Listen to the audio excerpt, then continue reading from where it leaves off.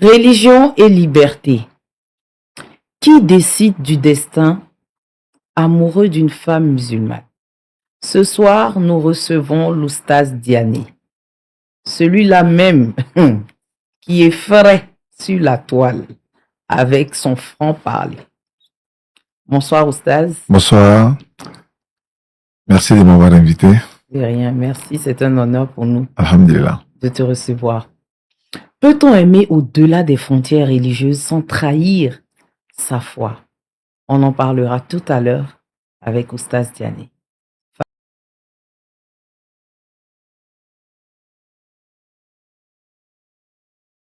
Oustaz Diané, que signifie DDR? Alhamdulillah, wa salatu wa salam ala rasulillah wa ala alihi wa sahbihi ajma'in. Merci pour la question. DDR signifie la da'wa dans la rue. Et la da'wa signifie la prédication de la rue, c'est-à-dire appeler les gens à écouter le message de l'islam. C'est comme par exemple chez les frères chrétiens, l'évangélisation dans la rue. Ok. Voilà. Mais à ne pas confondre avec la DDR, démobilisation, désarmement et réinsertion. Vous voyez, souvent les gens confondent souvent. Pourquoi créer la DDR? La DDR a été créée dans le but de propager le message de l'islam parce que on a vu que le message de l'islam était concentré entre les 4 murs de nos mosquées. Les non-musulmans n'avaient pas forcément accès au message de l'islam s'ils ne venaient pas à la mosquée. Alors par contre, certains se disent, mais je suis pas musulman, je peux pas aller à la mosquée. Donc c'était un peu jalousement gardé. Bon, il y a beaucoup de jeunes frères qui le font. Nous, on a décidé de créer la DDR pour faire sortir le message dès la mosquée, dans la rue, pour que le passant, le citoyen lambda puisse avoir accès à ce message. Pourquoi avoir choisi la rue? Oui, la rue parce que il y a toutes sortes de personnes dans la rue. Il y a les chrétiens, il y a des bouddhistes, il y a les athées, il y a les kémites, il y a des païens, il y a les athées. Donc, on a tous ces personnes-là qui sont comme des cibles. Et il y a les personnes même qui ne connaissent rien de la religion, mais de passage, ils écoutent ce que je suis en train d'entendre, mais c'est des choses que j'ai jamais entendues. Ça l'intéresse automatiquement, il s'approche, il pose des questions. Et voici un peu le but, quoi, pour que ça puisse avoir, être élargi, tout le monde puisse avoir accès au message de l'islam. Une confrontation idéologique ou une mission spirituelle? Les deux. Confrontation d'idéologie parce que on a d'autres religions qui sont là, qui prennent également, voilà, ils prennent le message de leur religion. Nous également, on vient avec la nôtre pour présenter. C'est comme chacun apporte son produit pour qui est la meilleure. Voilà, c'est un peu dans ce contexte-là. Voilà, mais de façon religieuse. Voilà, ça reste dans le cadre de la religion, pas de façon méchante en fait.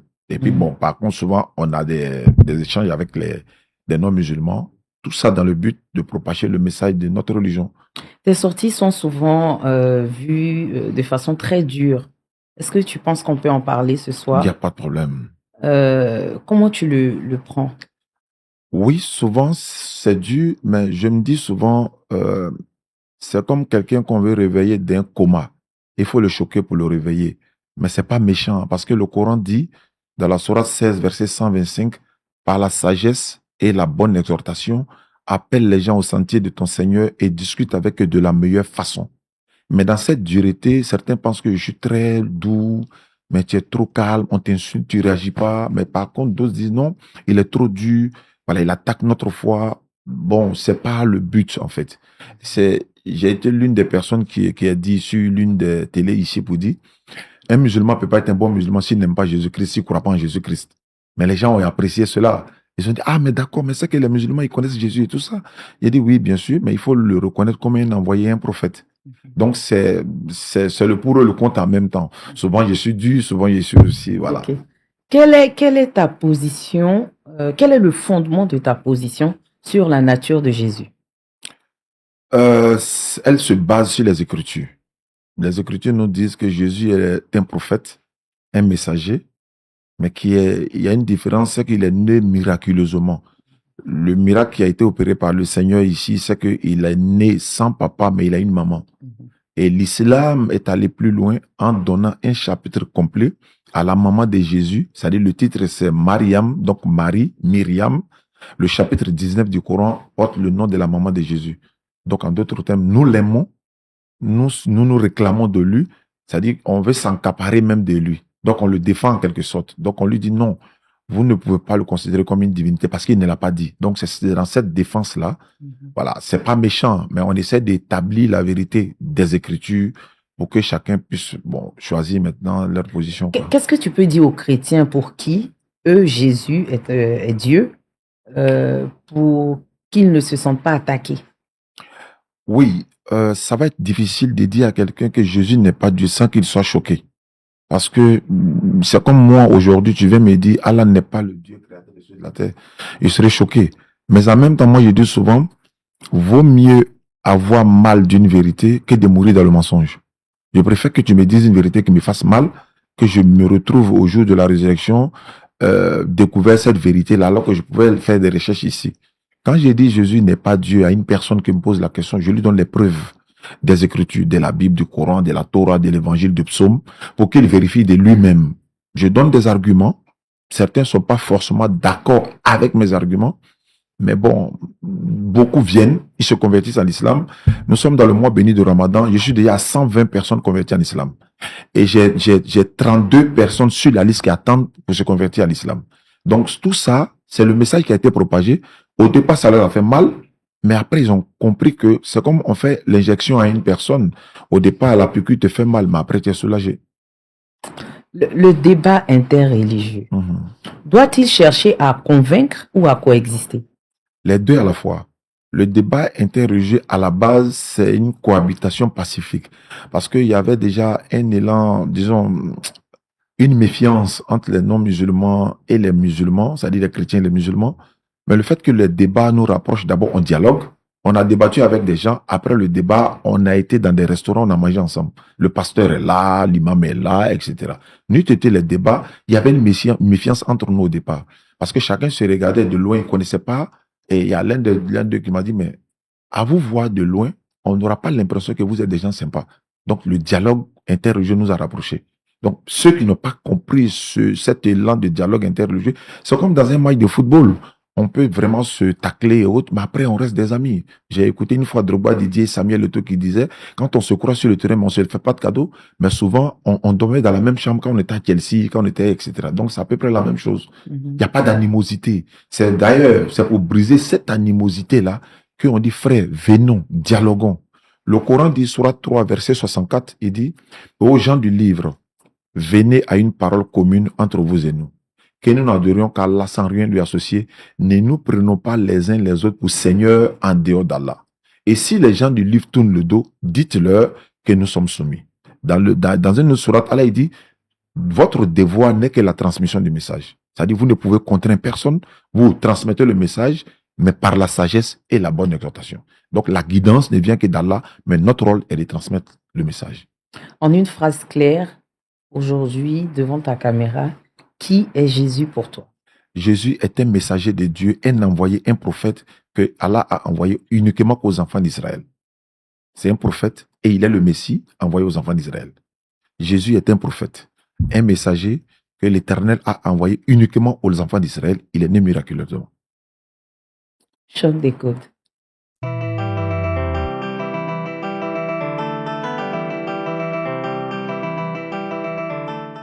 Mariage interreligieux. Est-ce qu'une femme musulmane peut-elle épouser un non-musulman? Oui, la question est posée.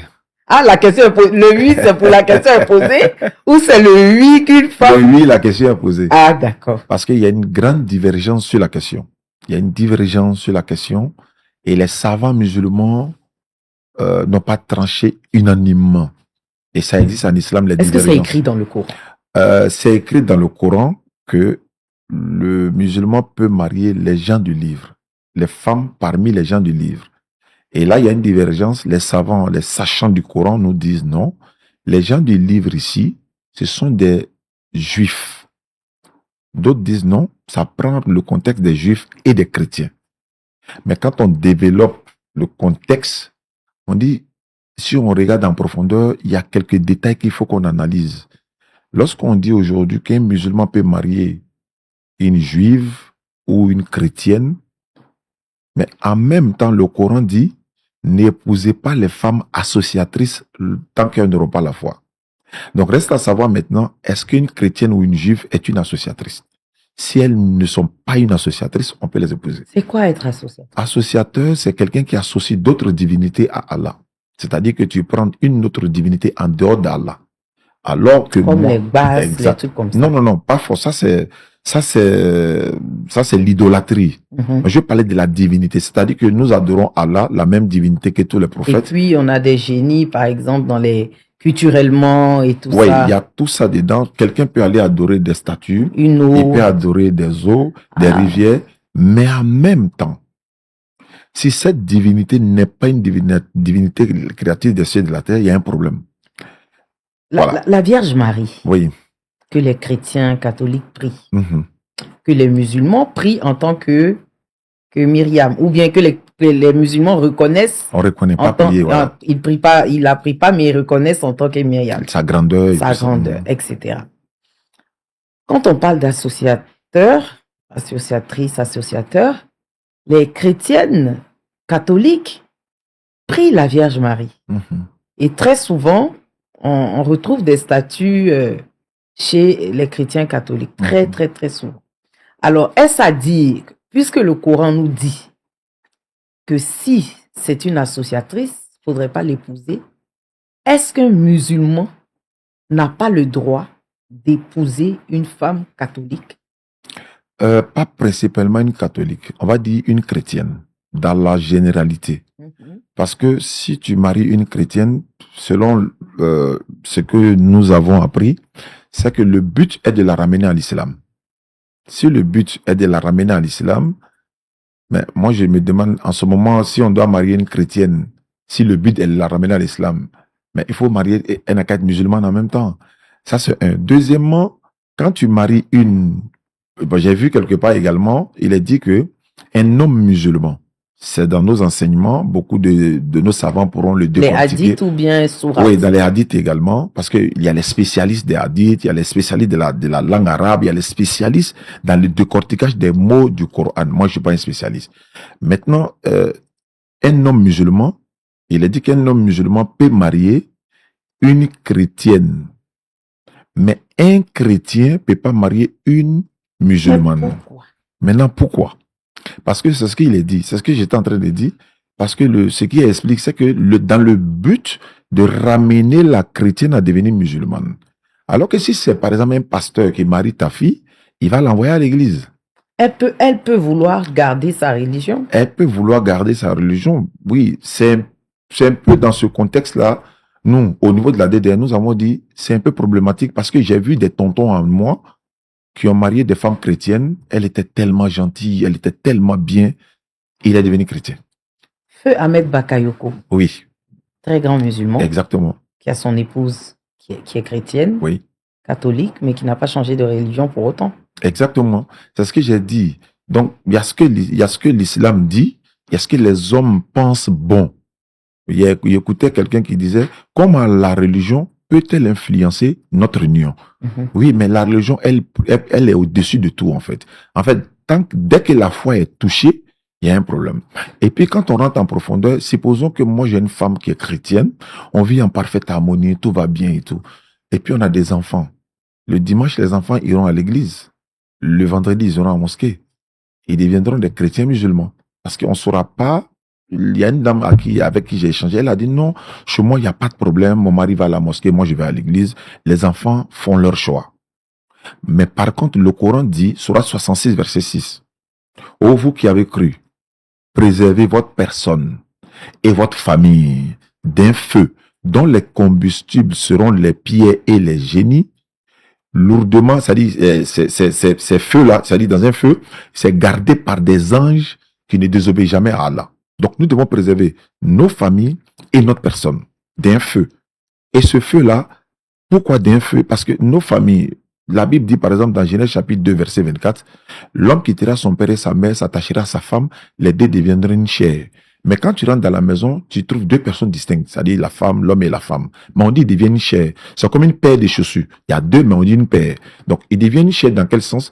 Ils ont la même religion, ils ont la même éducation pour les enfants, ils ont les mêmes orientations, tout est pareil. Mais on ne peut pas être une chair, en même temps on est divisé. C'est-à-dire, l'homme va à l'église, ou bien l'homme va à la mosquée, etc., etc. Donc, c'est un problème, bon, c'est un sujet de divergence, en fait. Mais nous disons, par exemple, la Bible dit dans 1 Corinthiens 7, verset 39, la femme est liée à son mari pendant tout le temps qu'ils vivent ensemble. Mais si son mari meurt, elle est libre de se remarier avec qui elle veut, mais à une condition. Il faut que cet homme-là soit un chrétien. Tu vois la condition de la Bible? Son mari est décédé, il était chrétien. Elle peut se remarier, il n'y a pas de problème, mais il doit être aussi un chrétien. Donc la Bible dit qu'une chrétienne doit marier un chrétien. Le Coran dit, Sourate 221, ne donnez pas d'enfants aux associateurs, ne prenez pas d'enfants chez les associateurs. Un associateur, ça prend tous ceux qui adorent d'autres divinités en dehors de la divinité du musulman. Il devient automatiquement un associateur. Il peut être un idolâtre, il peut être quelqu'un qui adore les rivières, il peut être quelqu'un qui adore des hommes, il peut être quelqu'un qui, en tout cas, tant qu'il n'adore pas la même divinité que les musulmans, il est un associateur parce qu'il associe à la divinité. C'est une inégalité structurelle ou une règle spirituelle? C'est une règle spirituelle. C'est une règle spirituelle parce que il y a des conséquences, en fait. Il y a des conséquences. Dans quel sens? Allah dit dans le Coran, de préserver nos familles, comme je l'ai dit. Allah dit dans le Coran, tous ceux qui vont dire le Messie est une divinité, ils seront châtiés au jour de la résurrection. En d'autres termes, ils iront en enfer. Si le Coran le dit, et que tu maries une femme, et que tu l'aimes autant, mais au fort intérieur de toi, tu sais que dans ta foi musulmane, elle ira en enfer, mais tu l'aimes. C'est pas sincère quelque part. Mais elle t'aime. Elle sait que dans sa foi chrétienne, tu n'as pas dit Jésus est Dieu, fils de Dieu, mort pour ton péché, tu n'iras pas au ciel. Nous deux, nous sommes assis sur ça. Chacun a poli dans son cœur, mais on s'aime. Moi, je dis, il y a un problème. Soit nous tous, on devient chrétiens, on va dans la même église, on devient tous musulmans, on se marie. Mais j'ai rencontré beaucoup de personnes qui sont venues me voir pour dire, Oustaz, en Djoula, on dit, Nyama, on va à l'église là. C'est-à-dire que on voulait pas le mariage au départ. On pensait que. Tu vois, donc il y a beaucoup de risques. Allah dit dans le Coran, Sourate 20, verset 132, il dit, commande à ta famille la prière et fais-la avec persévérance. Mais ma femme est chrétienne, je l'aime bien et tout. Je vais lui commander la prière comment? Quelle prière dois-je lui recommander? Allah dit dans le Coran, Sourate 43, versets 68 à 70. Ceux qui sont musulmans, entrez au paradis, vous et vos épouses. Et je prends un dernier cas. J'ai vu sur les réseaux sociaux, quelqu'un s'est converti en islam, une célébrité, après il est retourné. Je ne sais pas si, on va en parler. Je sais pas si l'information est vraie. Il faut que je précise, j'ai pas vérifié l'authenticité de l'information. J'ai appris, on va en parler. mais je me suis dit, bon, tu vois, c'est pas un premier cas. Ça arrive quotidiennement. Est-ce que la foi d'une femme dépend nécessairement de son mari? Non. La foi d'une femme ne dépend pas de son mari. Ça dépend d'elle-même. Oui, mais si la foi dépend d'elle-même, pourquoi est-ce qu'on doit priver à une femme de se mettre en couple avec celui qu'elle aime qui est d'une autre religion? Au fait, ce serait dommage, je vais dire, j'aurais mal de voir ma femme aller en enfer, pourtant nous avons vécu ensemble sur terre. En fait, c'est ça en fait le problème. Le problème, c'est que dès que ça touche la foi, tout s'arrête. Dès que la foi est touchée, tout le reste là s'arrête.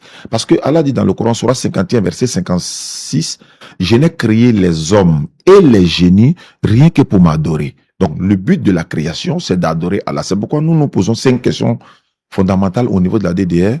Qui suis-je? D'où suis-je venu? Qu'est-ce que je fais ici? Où est-ce que j'irai? Et qu'est-ce qui m'attend là-bas? Si tu as ces réponses à ces questions, nous savons pourquoi nous sommes ici. Nous avons été créés pour adorer le Seigneur. J'appelle ma femme de venir dans la même adoration que mon Seigneur. Elle va adorer son Seigneur à elle. C'est comme par exemple, on pouvait aussi autoriser un chrétien marier un idolâtre ou une idolâtre qui adore les fétiches et puis marier. Aucun chrétien ne va marier quelqu'un qui adore les fétiches. Aucun musulman ne va marier une idolâtre ou un idolâtre. Parce qu'on trouve que l'idolâtrie, c'est banni dans la Bible. L'Éternel Dieu a dit, il dit, tu ne te prosterneras pas devant une statue, une image taillée, car moi, Dieu, je suis un Dieu jaloux, etc., etc. Et dans la Bible, C'est pourquoi je cite la Bible pour qu'on puisse comprendre. Deutéronome 7, verset 3. Tu ne contenteras pas de mariage avec ce peuple-là. Tu ne prendras pas d'enfants parmi eux. Tu ne leur donneras pas d'enfants. Pourquoi? Dieu dit, parce qu'ils vont amener tes enfants à aller adorer d'autres divinités que les enfants d'Israël n'ont pas connues. C'est le but qui est là. C'est-à-dire, il n'a pas dit non, elles seront belles ou jolies. Non, non, non. Le but, c'est que il veut pas qu'on se détourne de lui pour aller adorer d'autres divinités. Et le but, c'est ça. Donc, nous, on a peur qu'aujourd'hui, je marie une femme chrétienne. Et puis demain, on me dit non, tu es mort, oui, mais le Dieu te réveille dans la tombe et puis il te dit, tous tes enfants sont devenus pasteurs. Qu'est-ce qu'ils font? Ils sont en train de ramener le maximum de personnes à l'église. Tu as des réponses à donner. Si l'amour est sincère et respectueux, pourquoi Dieu l'interdirait-il? Non, il n'interdit pas l'amour. Mais l'amour dans cette union, dans cette fraternité, je répète encore, la religion prime sur l'amour. La religion prend le dessus. Mais la religion même, c'est l'amour. Bien sûr, c'est l'amour. Hein? On a une divinité que nous aimons parce qu'il a dit, connaissez-moi avant de m'adorer. Donc, nous avons la divinité que nous adorons. Nous aimerions que notre épouse également vienne. Et la femme aussi veut que le mari vienne à l'église. Pourquoi pas? Parce qu'elle a sa divinité. Elle croit en lui. Elle veut que, voilà. On a des couples qui s'entendent super bien. Oui. Oui, il n'y a pas un peu d'hypocrisie. Non. Non, parce que si on veut parler des gens du livre, ou comme on dit, les associateurs, aujourd'hui, on est dans un monde où les catholiques, les chrétiens, dans la généralité, font des dons aux musulmans. Et les musulmans aussi font des dons aux chrétiens, je pense, en tout cas. Voilà, déjà même on est dans un mois de pénitence où les deux religions se croisent. Est-ce que Dieu n'est pas en train de nous dire de laisser tout ça et d'être ensemble? Parce que moi, selon moi, je crois qu'il y a un peu d'hypocrisie. On est tout le temps à dire, on prie le même Dieu, Allah. Allah chez les musulmans et l'éternel Dieu, Dieu chez les chrétiens. Mais si on prie Dieu, pourquoi on nous interdit de nous mettre ensemble? Oui, effectivement. Où ça là, aujourd'hui, là. Je pense que ceux qui nous suivent, beaucoup d'imams ne seront pas d'accord avec moi. Parce que, comme je l'ai dit, il y a une divergence. Certains seront d'accord, d'autres ne seront pas d'accord. Il y a une divergence sur la question, en fait. Mais en même temps, ce mois béni de Ramadan dans lequel nous sommes, c'est vrai, les dons sont faits et tout ça. Mais comme je l'ai dit, il y a des imams qui ont lu le contexte de ce sujet-là et ils ont dit non, c'est autorisé. Ils ont dit c'est autorisé. D'accepter les dons. Non, pas les dons, de marier une chrétienne. Et ils te donnent les arguments, etc. C'est pourquoi il y a la divergence là-dessus. Ma position n'est pas une position... Et toi, ta position? Exactement. Exactement. Donc, je dis, c'est pas ma position qui est la position islamique. Mais toi, ta position, c'est laquelle? Moi, ma position, c'est que une musulmane ou un musulman ne peut pas épouser une autre confession religieuse. C'est ma position à moi. Je prends le cas des chrétiens. Parce que c'est avec eux, on est toujours en collaboration. On se réclame de la même foi, par exemple. Allah seul sait, mais ce qui est écrit, c'est que, ce que je dis, moi, je suis pas un savant musulman. Donc, je donne les recherches que j'ai faites qui sont, c'est-à-dire qui peuvent être contredits à tout moment. Ça, et je serai d'accord. D'autres apporteraient des arguments où je serai d'accord avec eux. Mais après avoir fait ces recherches-là, quand j'ai lu la Bible, c'est pourquoi je me base beaucoup, c'est pourquoi l'interreligieux. La Bible dit, chrétien doit marier chrétien. Mais si le Coran dit la même chose, on doit l'accepter. C'est ça le problème, en fait. Mais pourquoi on dit que les musulmans, les hommes, eux, peuvent marier les femmes chrétiennes, mais nous, les femmes musulmanes, nous n'avons pas le droit de nous mettre en couple avec un non-musulman. Exactement. Soit disant que si on se met en couple avec eux, ils vont nous ramener à leur religion. Mais on a beaucoup de couples aujourd'hui qui n'ont pas changé de religion pour autant. Effectivement. Qui sont ensemble, tout va bien. Oui, c'est ce que je suis en train de dire. Tout va bien, certes, mais il y a quelque chose qui ne va pas.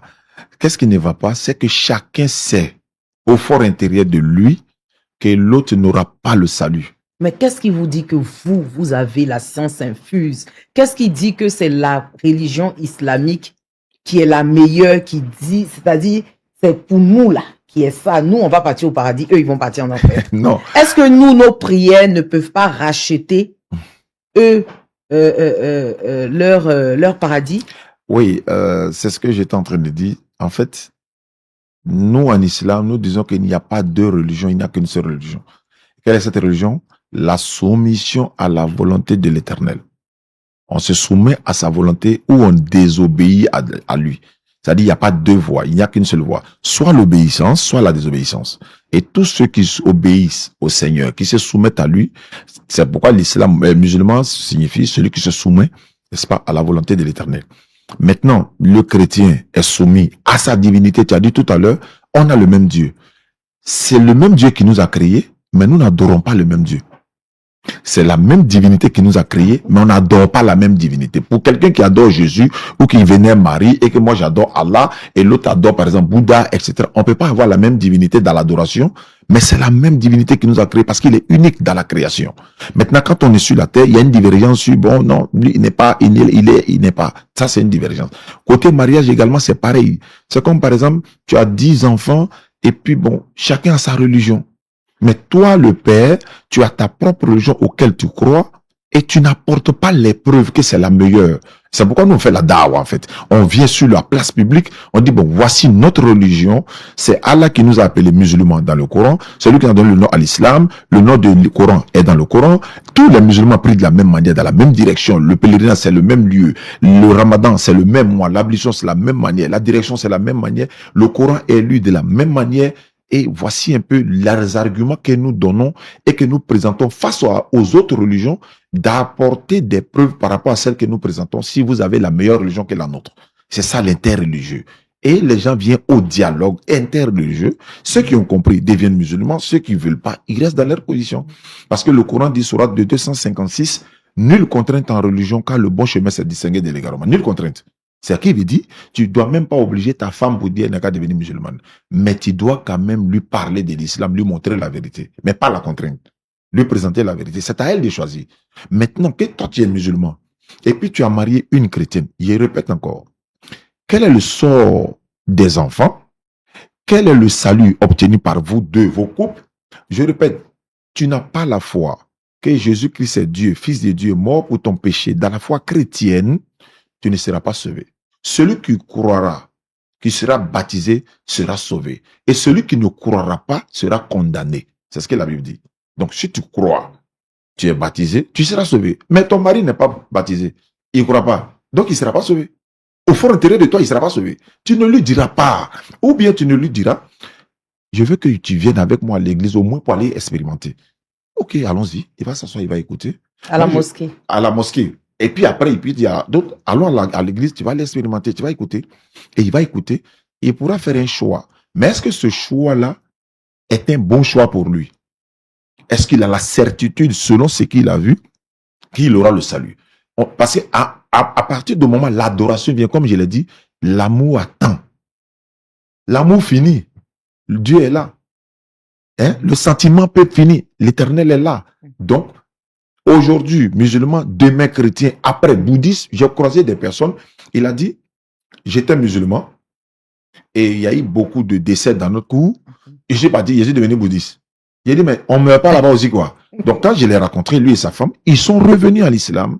Je lui ai dit, Allah dit dans le Coran, Sourate 3, verset 145, personne ne peut mourir que par la permission d'Allah et au moment prédéterminé. Donc, je lui ai donné un peu de motivation. Il est revenu à l'islam. Et jusque-là, il est là. Il est musulman. Donc, voici un peu. Moi, je veux dire, aujourd'hui, est-ce qu'il y a c'est-à-dire des musulmans ou des musulmanes qui viennent vous voir pour vous dire, vraiment, moi, j'aime ma chérie, mais elle est chrétienne, je veux l'épouser. Et malgré vos conseils, ils se marient. Est-ce qu'ils sont rejetés par la religion? Est-ce qu'il y a des femmes musulmanes qui viennent vous voir pour vous dire qu'elles ont rencontré quelqu'un qui est chrétien, qui veut les épouser? Malgré les conseils, elles s'entêtent. Est-ce qu'elles sont rejetées par la religion? Ça, c'est deux questions. Et la troisième question, est-ce que vous êtes conscient que vous avez gâché certaines belles relations et ces personnes-là sont allées se marier avec des musulmans et ils ne sont pas heureux jusqu'à aujourd'hui? D'accord. Nous pensons que nous n'avons que fait transmettre le message. Et ce message ne vient pas de nous, ça vient des Écritures. Et s'il y a gâché quelque part, c'est pas nous, ce sont les Écritures. Parce que l'Écriture a dit, nous avons transmis. Ça, c'est un. Il y a beaucoup de personnes qui sont venues nous voir. Même pas plus tard que hier, un monsieur est venu me voir au bureau. Il a dit, je vais épouser une femme, elle est musulmane, et je voulais préciser quelque chose. Toute famille musulmane, quand tu rentres dans cette famille, tu veux marier une fille, la première question qu'on se pose, on ne te dit pas est-ce que tu l'aimes, on dit est-ce qu'il est musulman. C'est pourquoi il dit c'est la religion qui prime. Est-ce qu'il est musulman? Oui. Est-ce qu'il prie? Oui. Et puis ensuite, on voit la suite. D'autres, il y a des filles qui disent non, papa, il dit il va prier. Il y a des familles qui disent non, on ne peut pas tant qu'il ne prie pas. Certains disent, comme il aime la fille, ok, je vais prier. Et par la suite, ça devient des problèmes. Vous leur faites réciter la Shahada. Oui. Ils récitent la Shahada. Et après, on les voit en train d'aller prendre cendre. Exactement. Ce qui veut dire que lui, cette personne n'a pas été sincère. Il n'a pas été sincère parce que, il a renié sa foi par amour, chose qu'il ne faut pas faire. Mon frère, si une femme dit elle veut de toi et qu'elle te dit de changer de foi, faut pas accepter. Elle ne t'aime pas. Faut pas accepter. Pourquoi j'ai dit ça? Faut pas accepter de renier ta foi à cause d'une femme. Si tu as la foi complète, que tu crois à ta divinité, il faut chercher une autre femme. C'est mieux. Je préfère le dire. Pourquoi? Faut chercher une femme parce que quoi? Au lieu de l'épouser, faire des enfants avec elle et puis après retourner dans ta religion. Ça serait pas gentil parce que tu lui as déjà fait des enfants, etc., etc. Moi, une femme va me dire aujourd'hui, Oustad, tu es prêt à changer de religion pour m'épouser, même si elle est multimilliardaire, je ne le ferai pas. Est-ce que vous comprenez? C'est ce que je vais dire en fait à ceux qui nous suivent. Mais d'aucuns se laissent entraîner par la séduction, par l'amour, elle est trop gentille. Le monsieur a dit, je veux devenir musulman, accompagner ma femme. Et j'ai dit à certains, tu peux pas te convertir à cause d'elle, parce que tu viens de dire, tu veux te convertir à cause d'elle. Et je les ai pas convertis. Mais certains ont insisté, et j'ai fait la conversion. Mais il a dit, non, non, non, après il a dit, non, c'est pas à cause d'elle. Moi-même, j'ai décidé, je connais l'islam, j'ai fait des recherches et tout ça. Et je lui ai dit au départ, faut jamais te convertir à cause d'une femme ou un homme. Il veut t'épouser, il te prend sur cette base. Et avant de l'épouser, toi d'abord fais des recherches sur la religion là. Est-ce qu'en dehors du monsieur, parce que le jour où tu seras dans les gourmets là, tu as quitté l'islam. Et puis de deux, le comportement d'un musulman doit pas se répercuter sur toute la communauté musulmane. Une femme a dit à Ismaël Aka, mon fils spirituel récemment, Ismaël, tu sais pourquoi je ne vais pas devenir musulmane? Le mari que j'avais là, il était musulman, il me maltraitait, il me faisait ceci, elle a raconté beaucoup de choses. Elle a confondu le comportement de son mari et l'enseignement islamique. L'islam n'a pas, on n'a pas le droit de battre une femme, on n'a pas le droit de la maltraiter. L'homme doit nourrir sa femme, c'est lui qui doit tout faire normalement. Mais si nos parents ne mettent pas ça en pratique, ce n'est pas la faute de la religion, mais c'est lui son comportement. Donc, lui, son comportement doit pas être, c'est pas tous les musulmans. Exactement, c'est pas tous les musulmans. Et pareil que pour les chrétiens. J'ai l'habitude de dire dans mes émissions, mais pourquoi vous dites ça? Savez-vous que c'est pas tous les chrétiens qui ont le comportement de celui-là? Lui, là, c'est un mauvais chrétien. Et moi, je l'ai dit plusieurs fois, lui, là, c'est un mauvais chrétien. Parce que son comportement n'est pas le comportement de mon ami catholique qui est au quartier, qui me respecte, qui est tellement gentil avec moi. Donc, si tu vois le comportement d'un chrétien, faut pas dire non, les chrétiens sont mauvais, les chrétiens sont ceci, les musulmans sont ceci. Non, c'est le comportement d'un chrétien sur des milliards de personnes. Donc, il y a beaucoup de personnes qui viennent, ils veulent se convertir en islam, ils se convertissent à cause de leurs épouses, et puis après, ils restent dans l'islam. Et les femmes qui sont restées musulmanes, qui ont renoncé à leur amour, qui étaient chrétiens, et qui sont restées célibataires jusqu'à aujourd'hui. Elles ont 50, 60 ans. Elles n'ont pas pu trouver un homme musulman pour les marier. Et elles ont perdu leur amour. Elles n'ont pas pu faire d'enfants. Parce que on ne fait pas d'enfants si on n'est pas marié. Elles ont respecté les Écritures. Elles sont restées comme ça. Aujourd'hui, si vous regardez une dans les yeux, qu'est-ce que on doit lui dire? Très bien. Allah dit dans le Coran, il y a des choses que vous aimez. Elles ne sont pas bonnes pour vous. Il y a des choses que vous n'aimez pas, c'est dans ça il y a votre bien, mais vous ne savez pas, mais c'est Allah qui sait. Le fait de ne pas être marié n'est pas lié au salut. Que ce soit pour un homme ou une femme. Il y a des femmes qui sont restées chastes jusqu'à elles ont quitté ce bas monde. Elles ont gardé leur chasteté. Elles ont préféré ça. Et pas, en même temps, pour répondre à ta question, il y a des femmes qui ont préféré garder leur chasteté. Elles ne veulent pas aussi se marier. Donc, en fait, c'est le salut, le paradis qui prime sur tout. Tu peux être marié, avoir des enfants, être heureuse dans ta famille, faire tout, et puis te retrouver demain, aller en enfer. Donc, d'abord, la religion, c'est-à-dire que la foi, et puis par la suite, si elle n'a pas pu se marier, alors qu'il y a des hommes qui viennent la voir, qui sont pas musulmans. Je raconte une histoire rapidement. Une femme m'a envoyé une note vocale avant-hier, elle a dit, je suis marié avec un homme qui n'est pas musulman. Mais le problème est qu'au départ, il a dit qu'il va prier. Il a commencé à prier. Après, il a délaissé la prière. Il a délaissé le jeûne. Mais aujourd'hui, je ne peux pas quitter parce que c'est lui qui a pris toute ma famille en charge. Elle me demande conseil. Je lui ai dit, non, mais tu ne peux qu'assumer. Moi, je ne peux pas lui dire, quitte le mari. Tu vas le quitter, tu vas aller où? Moi, je ne peux pas te nourrir. J'ai dit, non, tu ne peux qu'assumer. Elle dit, oui, mais qu'est-ce que l'islam dit? Je lui ai dit, demande aux imams. Pourquoi? Parce que moi, je suis pas un imam. Il y a des connaissances que j'ai pas. Il faut un imam pour rentrer dans les profondeurs pour t'expliquer. Et c'est ainsi qu'elle s'est orientée vers un imam. Elle ne m'a pas fait encore de retour. Dans des cas comme ça, il y en a plein. Donc, c'est un sujet de divergence. Donc, à nous, à notre niveau, nous disons, tous les versets qu'Allah a dit dans le Coran, il n'y a que le musulman qui rentre au paradis selon le Coran. 43, 68 à 70. Entrez au paradis, vous et vos épouses. Comment dans ta famille? La prière. Mais ma famille prie, non? Oui, mais la prière chrétienne, elle fait. Allah dit dans le Coran, quelqu'un qui prend Jésus comme divinité, il ne sera pas sauvé. Mais tout ça est rempli, bondé dans le Coran. Jean 3, 16, Dieu a tant aimé le monde qu'il a donné son fils unique afin que quiconque croit en lui ne périsse pas, mais ait la vie éternelle. Surah 112, Allah n'a pas d'enfant, il n'est pas enfant de quelqu'un, nul n'est égal à lui. Ma femme est en train de dire dans la maison, Dieu a tant aimé le monde, il a donné son fils unique. Moi, je suis en train de prier pour dire, Dieu n'a pas d'enfant, il n'est pas enfant de quelqu'un. Mais on est en contradiction automatiquement. Ma femme, elle a peut-être le droit de manger le porc. Dans mon Coran, on dit, on ne mange pas le porc. Elle a peut-être le droit de boire son vin. Dans mon Coran, on ne boit pas de vin. Elle va prendre son vin et venir mettre dans mon frigo. Je dois assumer, parce que si elle est mariée sur ça, si elle dit, elle se voile pas, je l'ai mariée sur ça, elle doit accepter. Si elle se mèche, je dois accepter cela. Parce que je l'ai mariée, je ne peux pas l'imposer les règles de ma religion alors qu'elle n'est pas musulmane. Je ne peux pas l'imposer les règles de ma religion alors qu'elle n'est pas musulmane. Je dois l'accepter sur ça parce que je l'ai mariée sur ça et je dois assumer. Et rentre le compte au jeu de la résurrection. Micro-trottoir.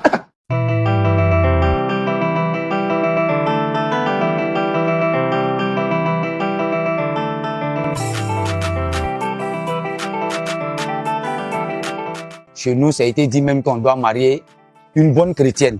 Parce qu'il faut que j'ajoute une bonne chrétienne. Voilà. Maintenant, concernant le mariage, vous pouvez vous marier, mais ce qui fait défaut, entre les deux, forcément, un jour viendra où l'autre va suivre son ami. Maintenant, concernant les enfants, ça se passe comment? Chez nous, elle peut aller à l'église, c'est pas un problème. Mais les enfants, même si je suis mort, normalement, elle doit conduire les enfants à la mosquée. C'est ce qui est logique chez nous. Pour elle, c'est pas un problème. Mais pour les enfants, ce que Dieu va nous donner, normalement, c'est là-bas. Je suis vivant. Comme je ne suis pas vivant, normalement, elle doit dire aux enfants, c'est à la mosquée qu'ils doivent aller. C'est ce qui est le souhait de son mari. Ça pose pas grand problème. Voilà. Du moment où chacun a sa religion, pour moi, ce qui doit primer, c'est plutôt, comment on l'appelle, l'amour. Voilà. Et donc, ma façon de voir, en tout cas pour moi, il n'y a aucun problème avec la religion. Pour moi, ça ne fonctionne pas, quoi. Ça ne marche pas. Parce que je ne vais pas laisser mon Dieu pour aller adorer notre Dieu. Voilà. Parce que moi, comme ça, je suis chrétien. Pas pour une femme que j'aime, je vais laisser ma religion pour aller à sa religion. Moi, chrétien et musulman, il peut se marier. Mais tu peux convaincre la femme, il va devenir à la religion islamique.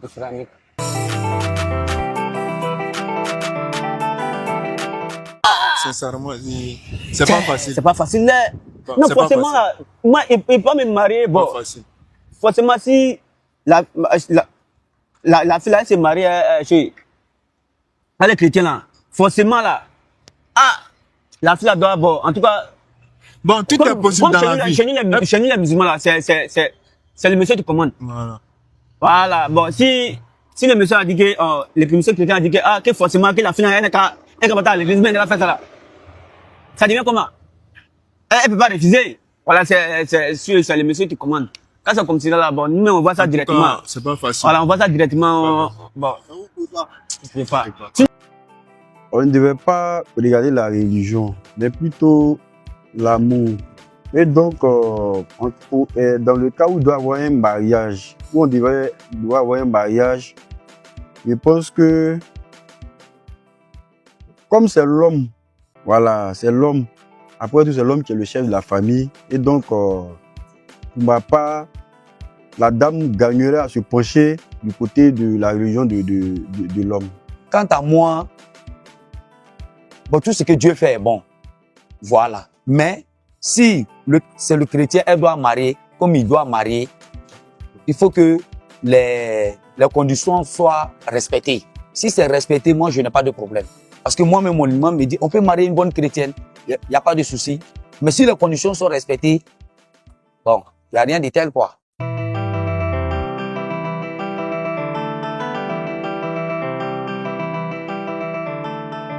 Oustaz, Oui. est-ce que tu as déjà vu des familles se briser pour ça?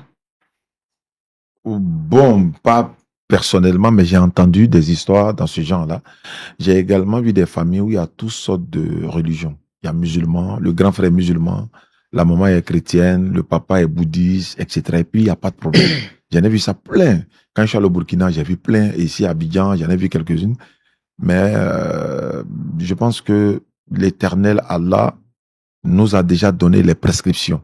À nous de les respecter. C'est comme un médecin qui te donne les prescriptions, voilà, les prises de médicaments et tout. Tu peux pas désorienter cela. C'est lui qui connaît. Il nous connaît mieux. Il nous a dit non, ça c'est pas bon, ça c'est bon, ça c'est pas bon. Et à l'époque de notre prophète sallallahu alayhi wa sallam, il est dit qu'il y avait pas assez de femmes musulmanes, qu'il fallait marier. Et même il y a eu des compagnons qui ont marié des femmes non musulmanes et il leur a été ordonné de divorcer que parce qu'il y avait des femmes musulmanes à marier. Et beaucoup de non-musulmans, comme il y a une fille qui me demandait hier, elle dit, mais pourquoi, elle est venue se convertir en islam, elle a dit, mais pourquoi les jeunes djoulas là, ils n'aiment pas marier les filles, ils aiment nous marier, et puis après, ils viennent nous laisser. Je leur ai dit, bon, vous confondez djoula et musulman. Ça fait un. Ça, c'est le premier point. Parce que tous les djoulas ne sont pas musulmans, tous les musulmans aussi ne sont pas des djoulas. Ça, c'est un. Deux, les jeunes filles, bon, on va dire djoula musulmanes, souvent, d'aucuns disent non, elles font dépenser les hommes. Il y a beaucoup de choses et tout ça. Par contre, c'est une fille qui n'est pas musulmane, selon ce qu'ils disent, hein. Voilà, il n'y a pas trop de dépenses. Bon, ils donnent des arguments qui ne tiennent pas la route.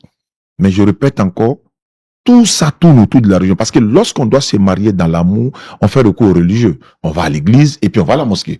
Si c'était pas important, on aurait pu se lever comme ça pour se marier et puis rester là. Et il y a des couples, tu vas voir, ils vont dire, mais tu sais qu'on n'est pas encore marié, on n'est pas allé à l'église, non? Ça me gêne, on n'est pas encore parti à la mosquée, je suis pas tranquille et tout ça. Tant qu'on n'est pas allé devant Allah, devant le Seigneur là, il y a un problème. Donc c'est lui qui a donné ses prescriptions, c'est lui qui a recommandé cela. Ne donnez pas d'enfants aux associateurs, ne prenez pas d'enfants chez les associateurs, ne leur donnez pas. Et puis elle a dit, les associateurs invitent au feu. Et puis il dit, une esclave croyante est mieux qu'un associateur. Un esclave croyant est mieux qu'un associateur, même s'il vous enchante. C'est-à-dire, même si tu es fan d'elle, comment, vaut mieux prendre peut-être un esclave croyant ou une esclave croyante, c'est mieux que de prendre un associateur. Parce que le plus grand péché, dans la Bible, comme dans le Coran, c'est l'association. Voilà. C'est-à-dire que, on appelle ça le shirk, c'est-à-dire associer d'autres divinités à Allah. Allah dit dans le Coran, Surat 4, verset 43, il dit, certes, 48, certes, Allah ne pardonne pas qu'on lui donne quelconque associé, mais à part cela, il pardonne à qui il veut. Allah ne pardonne pas qu'on lui donne quelconque associé. Quelconque associé. Peu importe la position, tant que tu le prends pour une divinité en dehors de lui, il ne te pardonne pas. Mais si tu te repens avant ta mort pour revenir, il te pardonne. Mais quelqu'un qui meurt dans l'association, c'est fini. Voilà. C'est un sujet vraiment très, voilà. Backstage.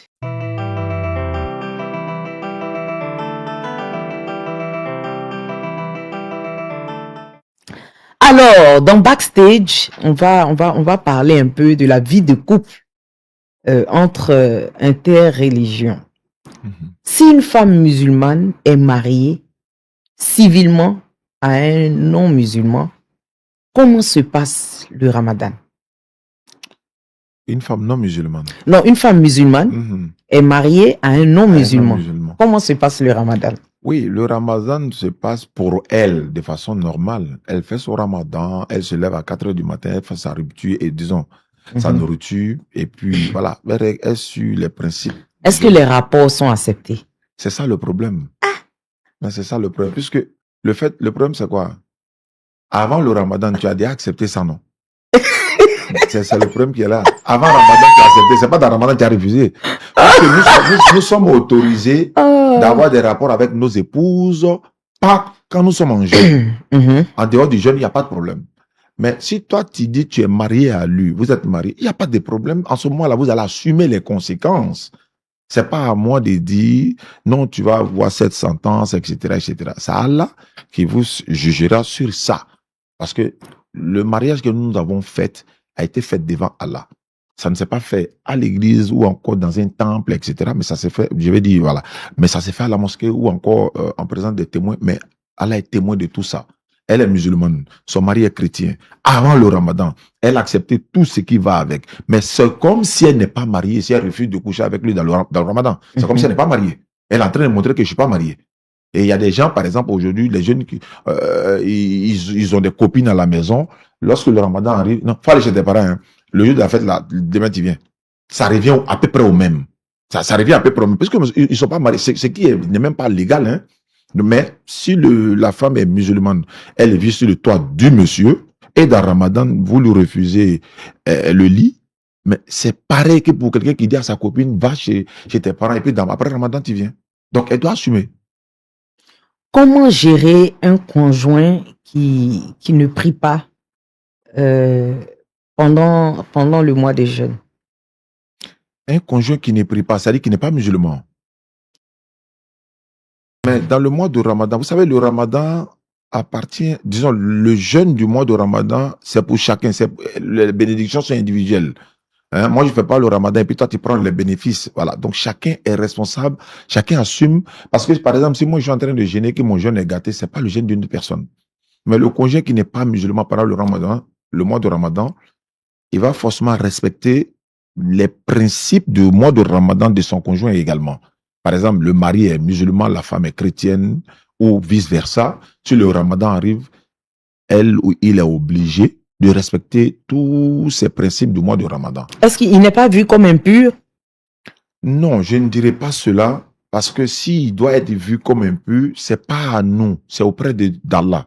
Hein, c'est auprès d'Allah, parce que il y a des non-musulmans, disons, le musulman qui jeûne aussi de façon hypocrite, de façon mauvaise, avec de l'argent du péché, et puis il y a beaucoup de choses qui rentrent en ligne de compte.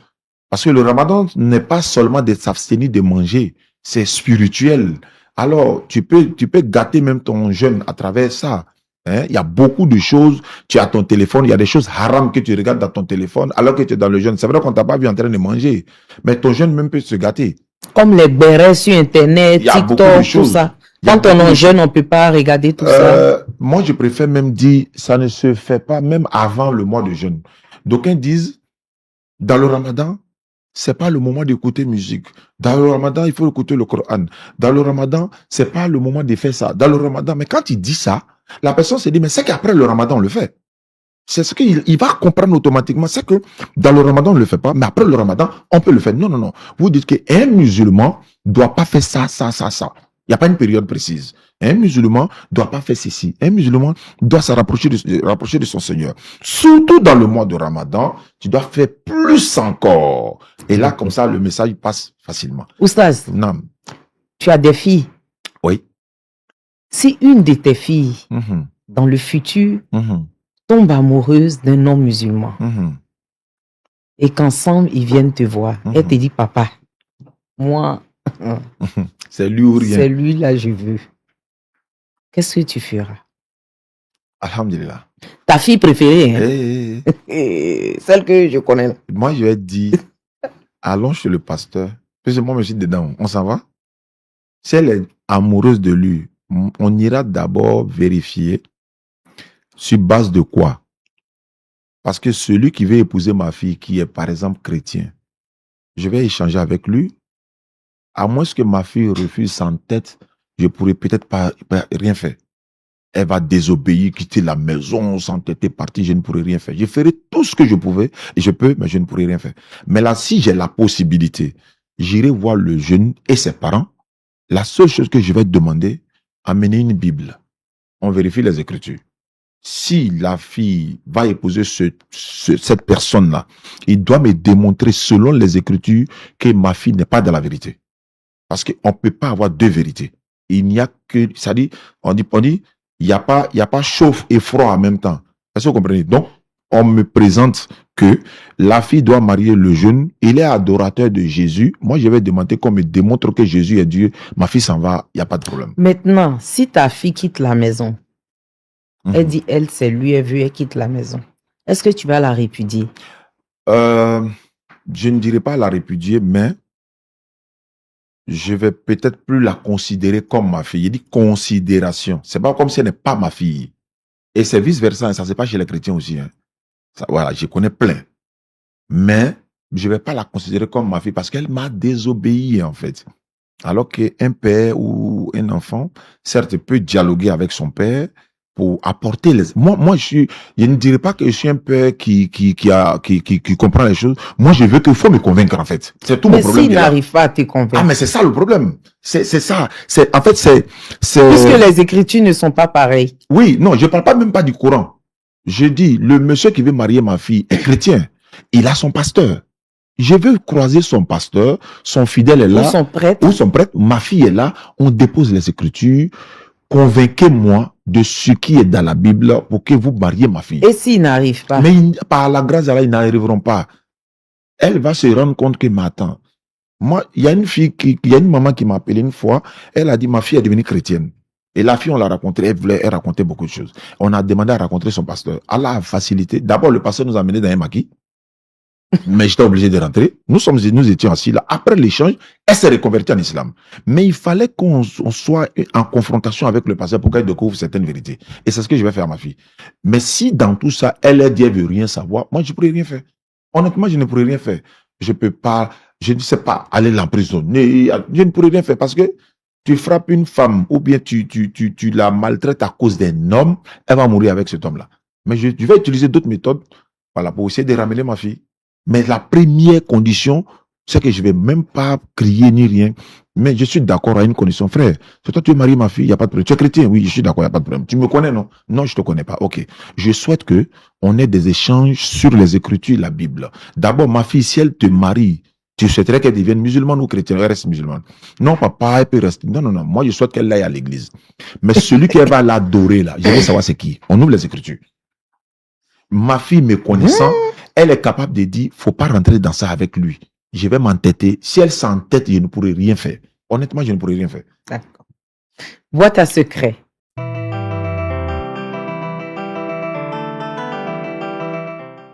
Donc, la boîte à secret, tu dois tirer des feuilles et répondre aux questions. Une règle religieuse que nous trouvons humainement difficile. Il y en a beaucoup. Que nous appliquons. Oui, il y en a beaucoup. Il y en a beaucoup. Par exemple, Allah dit dans le Coran, le voleur et la voleuse, à tous deux, coupez-les les mains. C'est une règle religieuse. Mais vous voyez que c'est quand même difficile. Mais le but n'est pas de sanctionner dans ce cas-là. En fait, c'est comme par exemple, en Côte d'Ivoire, depuis qu'il y a les radars et autres, là, vous voyez que l'accident a diminué, il y a beaucoup de choses. Quand tu sévis, la loi s'installe. Et ces gens de personnes, lorsqu'on mène des enquêtes sur ça, voilà, il y a des enquêtes qui sont menées pour voir cette personne qui a volé, a-t-elle de quoi à manger, etc. Montre que non, il est vraiment dans la misère et tout ça. On ne lui châtie pas, mais on lui apporte encore de l'assistance. Mais c'est le voleur dangereux là même là. C'est ce que le Coran dit. Et après, même ses amis du quartier, personne n'aura le courage de voler. C'est dans ce contexte-là, ça a été dit. Voilà. Mais il faut pas penser, les gens pensent que non, le Coran est trop vulgaire. Non, c'est pas ça. C'est dans un contexte, si la personne n'a vraiment pas, il était obligé de voler, mais on lui apporte l'assistance. Voilà. Okay. Deuxième. Non, pas du côté de la religion, mais peut-être la compréhension la compréhension aujourd'hui n'est peut-être pas celle de l'époque. Il y a la loi de Dieu, c'est la loi. La loi d'Allah, c'est la loi. Nous devons l'appliquer. Mais Allah même a dit dans le Coran quelque part, mais s'ils se repentent, laissez-les en paix. Donc ça veut dire que, voilà, lui-même, il ne veut pas ça en fait. Donc c'est comme le divorce, par exemple. Mais bon, nous pensons que le temps s'adapte. C'est le temps qui s'adapte et non la loi d'Allah s'adapte au temps. C'est le temps qui doit s'adapter en fait. Parce que le Coran, c'est le passé, le présent et le futur. Quand tu lis le Coran, tu auras l'impression que ça parle de notre époque. Or, ça parlait il y a 1400 ans de cela. Ça parle aujourd'hui également et ça parlera dans le futur. Ça nous de nous adapter. Mais il y a beaucoup de pays qui sont pas régis par les lois islamiques. Mais les pays qui sont régis par les lois islamiques, ils appliquent ces lois-là. Mais bon, qu'est-ce qu'on peut faire? C'est la loi de Dieu.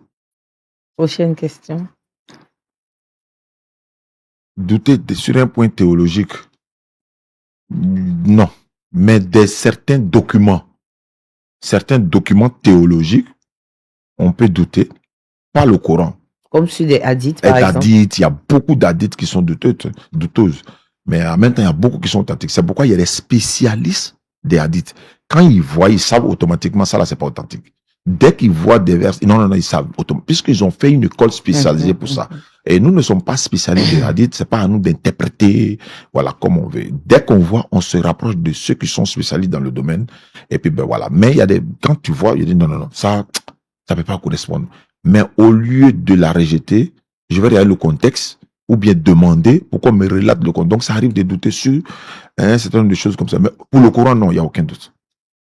100%. Ok. Code final.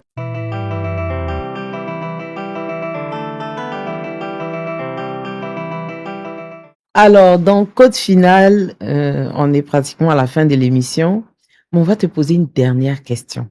Entre amour et religion, selon toi, qu'est-ce qui doit primer? Mais ça, moi, il n'y a même pas de débat, il n'y a même pas à réfléchir, c'est la religion. C'est la religion. Vous savez, je peux aimer ma fille, mon fils de tout mon cœur. Noé aimait son enfant.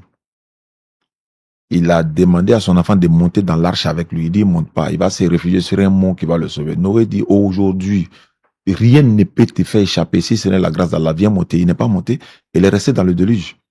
Après, Noé, il vient vers Allah, il demande, ah, mais mon enfant et tout. Il dit, ce n'est pas ton enfant. Parce qu'il a désobéi. Dans quel sens? Quand l'enfant désobéit à son papa qui est prophète, il a désobéi à Allah directement. C'est pourquoi il a dit, c'est pas ton enfant. C'est parce qu'il voilà, il a commis une acte infâme. Donc, dans ce cas, Noé demande pardon à son Seigneur. Mais c'est son enfant. Mais il peut rien faire. La loi d'Allah a primé dessus. Mon enfant me dit aujourd'hui, papa, je suis devenu chrétien. Si j'ai tout fait, je ne peux pas le ramener dans la voie, mais je le désavoue automatiquement. Je ne dis pas que c'est pas mon enfant, parce que il peut revenir à tout moment. Mais je vais essayer tout ce que je peux, tout ce qui est à mon pouvoir pour pouvoir ramener l'enfant. Si je ne peux pas, je le laisse, parce qu'au jour de la résurrection, on se rend compte. Parce que Allah saura que il a au moins fait les efforts et il n'a pas pu.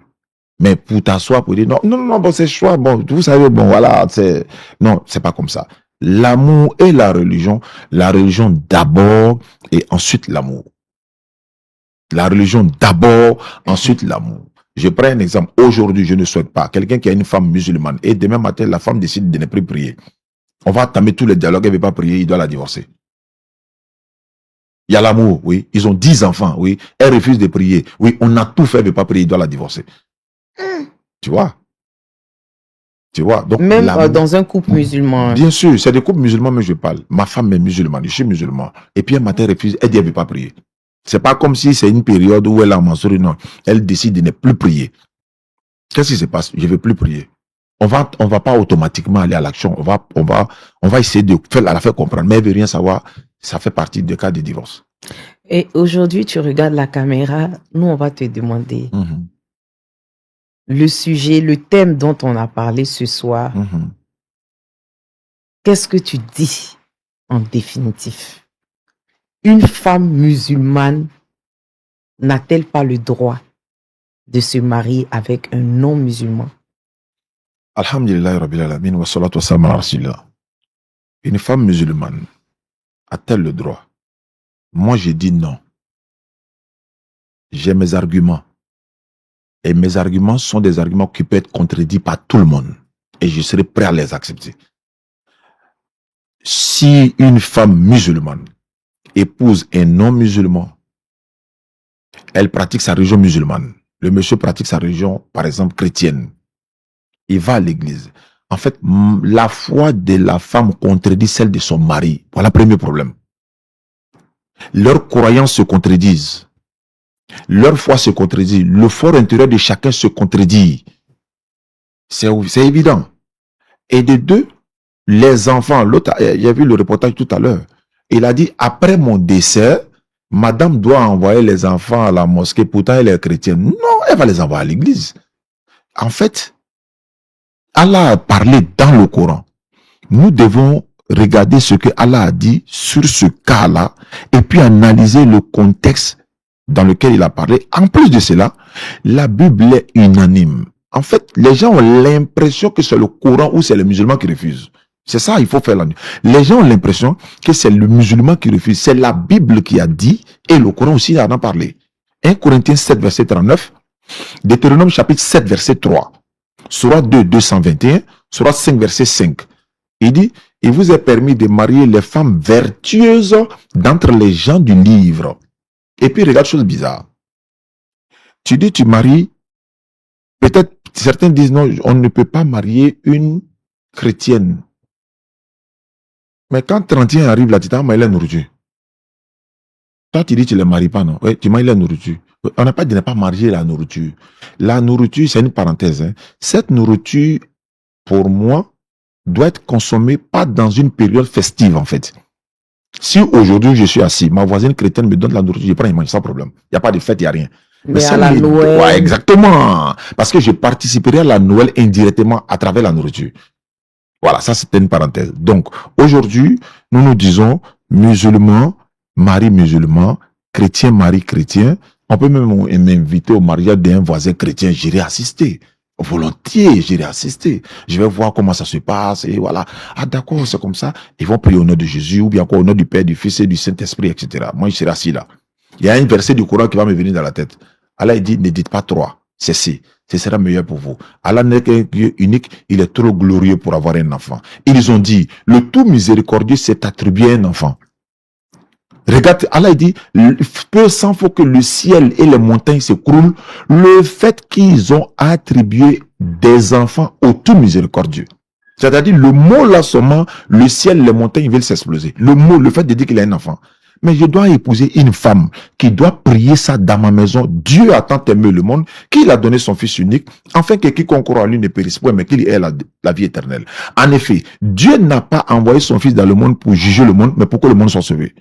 Elle dit ça à son mari. Ah, le mari même va dire, ah, ça c'est dans quel passage ça? Jean chapitre 3, verset 16. Ah, donc votre divinité, il a un enfant? Oui, bien sûr, c'est le fils de Dieu. Jésus, c'est le fils de Dieu. Mais chez nous, en islam, on dit Dieu n'a pas d'enfant. Hein. Allah n'a pas d'enfant, il n'est pas enfant de quelqu'un. Parce que nous, pour nous, il est trop glorieux pour avoir un enfant. Le débat commence à la maison. Les enfants sont assis, ils écoutent. Maman a raison, papa a raison. Gino, on va où? À la mosquée ou bien c'est fini, il y a problème. Donc, si aujourd'hui, l'homme n'est plus là, ou bien les deux sont là, le jour de la fête, je prends mes enfants, on va à la mosquée. Dimanche, madame veut les prendre par là à l'église. C'est son droit. Mais elle a le droit de les prendre pour les envoyer à l'église. Elle peut les faire porter la croix du Christ.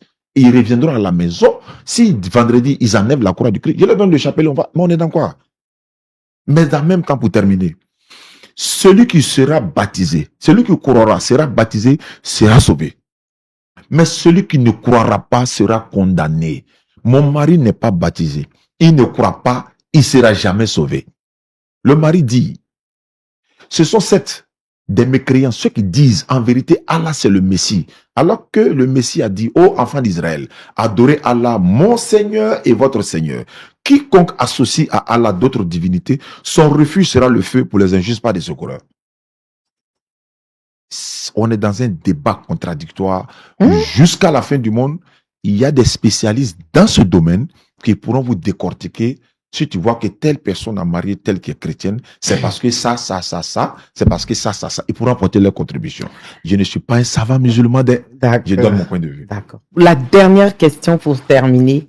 est-ce à dire que si une fille musulmane s'entête et épouse un non-musulman, elle renonce aux saintes écritures du Coran et donc renonce à sa place au paradis?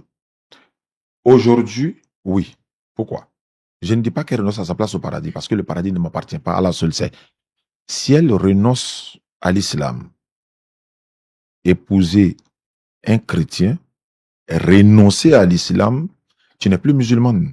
Tu as quitté l'islam. Non, si elle est toujours musulmane. Si elle est toujours musulmane, et puis elle épouse un chrétien. Est-ce à dire qu'elle renonce aux saintes écritures du Coran? Oui, mais ça va dépendre maintenant. Elle ne renonce pas aux saintes écritures, mais elle n'applique pas certains versets des saintes écritures. Okay. Voilà, certains chapitres. Parce qu'elle va prier avec les saintes écritures, elle va réciter le Coran, elle va prier avec. Mais il y a des versets du Coran, peut-être qu'elle n'a pas mis en pratique, ou alors elle n'a pas comprise. Mais il y a certaines qui ne cherchent pas à comprendre pour dire non. Peu importe ce que le Coran dira, c'est un monsieur qui me respecte, je l'aime, je veux l'épouser, je l'épouse. Et après, il m'a dit qu'il va devenir musulman, ou bien après, on verra. Mais en même temps, approchez-vous des imams pour leur demander, avant le mariage, imam, est-ce que je peux marier un chrétien selon les Écritures? L'imam te dira non, il donne les versets. Il te dira oui, il va donner les règles. À toi de choisir maintenant.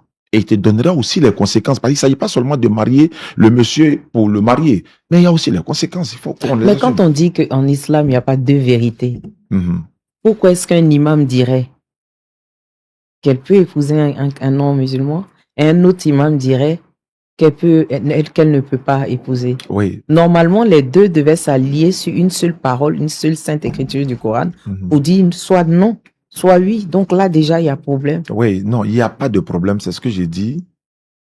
Ça dépend d'interprétation maintenant. Ça va dépendre des interprétations. Pourquoi j'ai dit ça? Il y a des spécialistes dans la langue arabe. Il y a des spécialistes dans la traduction du Coran. Il y a des spécialistes dans la révélation du Coran. Il y a des spécialistes dans le tafsir. Donc, l'un des deux imams ne serait pas dans la vérité. Non, pas qu'il ne sera pas dans la vérité. Ça va dépendre de son explication qu'il va donner. Okay. S'il te dit oui, c'est possible, il te dira pourquoi c'est possible. Parce que le Coran a dit ça, ça, ça, ça. Et il y a une question que moi j'ai posée une fois à l'un de mes imams. Il m'a dit, mais Oustaz, je te vois souvent, tu dis on ne peut pas marier chrétien, musulman et tout ça. Moi, je ne suis pas d'accord avec toi. Il dit, mais imam, moi, je vais apprendre. Hein. Mais on a parlé pendant longtemps et puis une question m'est venue en tête. Je lui ai dit, mais imam, vous avez combien de femmes? Il dit, bon, j'ai 3 femmes. Ah, c'est bien. Mais est-ce qu'il y a une chrétienne parmi elles pour nous donner au moins l'exemple? Il a dit, non, lui, là, il n'a que des musulmanes. Je dis, mais, je lui ai dit, hein, j'ai dit, mais au moins, il fallait prendre une chrétienne parmi les deux et puis tu allais nous encourager pour dire, on peut faire. Tu allais dire, mais moi-même, j'ai une chrétienne parmi mes femmes. Il y a 2 qui sont musulmanes, il y a une qui est chrétienne. Mais tous les 3 sont musulmanes. Mais toi, tu dis, nous, donc, que c'est autorisé. Tu vois, voilà, on s'est compris. Lui, il m'a compris, je l'ai compris. Si tu dis qu'on peut marier chrétien, c'est vrai que tu as dit, non, mais moi, je ne le fais pas. Mais on peut le faire. Toi, tu ne le fais pas, mais on peut le faire. Il y a un problème. Il y a un problème. Donc, c'est pourquoi j'ai dit il y a divergence là-dessus sur la question. En tout cas, merci. Merci d'être venu. C'est toujours un plaisir de te recevoir. Et je ne pense même pas que c'est la dernière fois qu'on te reçoit ici. Avec plaisir. À chaque fois qu'on aura un thème sur l'islam, oui, on te fera appel. Avec plaisir. Parce que tu es quelqu'un déjà de très, très humble. Merci beaucoup. Avec ton programme hyper chargé en ce mois de Ramadan. Vraiment. Tu es quand même venu, franchement, qu'Allah te rétribue. Amina. Merci que ce mois béni de Ramadan t'apporte la baraka, Amina, Rabbi. la santé, la longévité, Inch'Allah. Amina. Que Dieu fasse que nous soyons de très bons musulmans. Amina. Et qu'on suive la voie d'Allah. Amina. Même si moi-même aujourd'hui, là, c'est un peu chaud pour moi. Inch'Allah, ça va aller. Ouais. Surtout pour les convertis. C'est difficile pour elle de s'adapter en même temps. C'est pas facile. Ouais. Parce qu'il y a le comportement qui revient chaque fois. Et puis, tu t'oublies à chaque fois. Tu t'oublies, mais tu te rattrapes. On prie Allah qui nous mette sur le droit chemin. Inch'Allah. La foi guide, l'amour relie, la société évolue, à chacun sa conscience. On était avec Oustaz Diané dans The Code. On se donne rendez-vous vendredi prochain. À très bientôt.